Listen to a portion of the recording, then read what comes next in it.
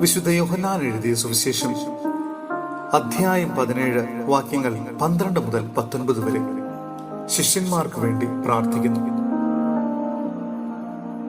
ഞാൻ അവരോട് കൂടെ ആയിരുന്നപ്പോൾ അങ്ങ് എനിക്ക് നൽകിയ അവിടുത്തെ നാമത്തിൽ ഞാൻ അവരെ സംരക്ഷിച്ചു.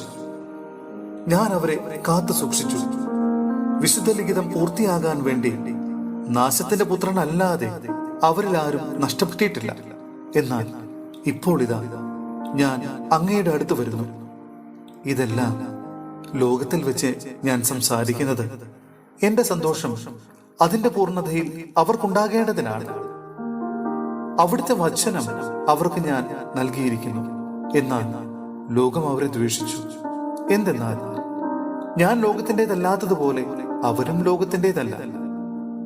ലോകത്തിൽ നിന്ന് അവരെ അവിടെ നിന്ന് എടുക്കണമെന്നല്ല, ദുഷ്ടനിൽ നിന്ന് അവരെ കാത്തുകൊള്ളണമെന്നാണ് ഞാൻ പ്രാർത്ഥിക്കുന്നത്. ഞാൻ ലോകത്തിൻ്റെതല്ലാത്തതുപോലെ അവരും ലോകത്തിൻ്റെതല്ല. അവരെ അങ്ങ് സത്യത്താൽ വിശുദ്ധീകരിക്കണമേ. അവിടുത്തെ വചനമാണ് സത്യം.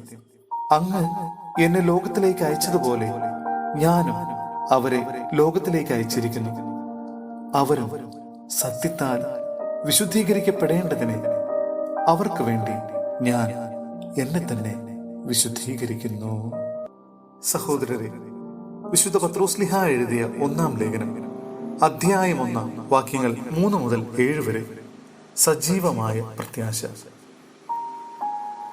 നമ്മുടെ കർത്താവായ യേശു ക്രിസ്തുവിന്റെ പിതാവായ ദൈവം വാഴ്ത്തപ്പെട്ടവനാകട്ടെ. അവിടുന്ന് തന്റെ കാരുണ്യാതിരേകത്താൽ യേശു ക്രിസ്തുവിന്റെ മരിച്ചവരിൽ നിന്നുള്ള ഉത്ഥാനം വഴി സജീവമായ പ്രത്യാശയിലേക്കും നിങ്ങൾക്കായി സ്വർഗത്തിൽ കാത്തു സൂക്ഷിക്കപ്പെടുന്ന അക്ഷയവും കളങ്കരഹിതവും ഒളിമങ്ങാത്തതുമായ അവകാശത്തിലേക്കും നമ്മെ വീണ്ടും ജനിപ്പിച്ചിരിക്കുന്നു. അവസാന കാലത്ത് വെളിപ്പെടുത്താനായി തയ്യാറാക്കിയിരിക്കുന്ന രക്ഷയ്ക്ക് വേണ്ടി ദൈവശക്തിയായ വിശ്വാസം വഴി നിങ്ങൾ കാത്തു സൂക്ഷിക്കപ്പെടുന്നു. അല്പകാലത്തേക്ക് വിവിധ പരീക്ഷകൾ നിമിത്തം നിങ്ങൾക്ക് വ്യസനിക്കേണ്ടി വന്നാലും അതിൽ ആനന്ദിക്കുവിൻ. കാരണം അഗ്നിശോധനയെ അതിജീവിക്കുന്ന നശ്വരമായ സ്വർണത്തേക്കാൾ വിലയേറിയതായിരിക്കും പരീക്ഷകളെ അതിജീവിക്കുന്ന നിങ്ങളുടെ വിശ്വാസം. അത് യേശുക്രിസ്തുവിന്റെ പ്രത്യാഗമനത്തിൽ സ്തുതിക്കും മഹത്വത്തിനും ബഹുമാനത്തിനും ഹേതുവായിരിക്കും.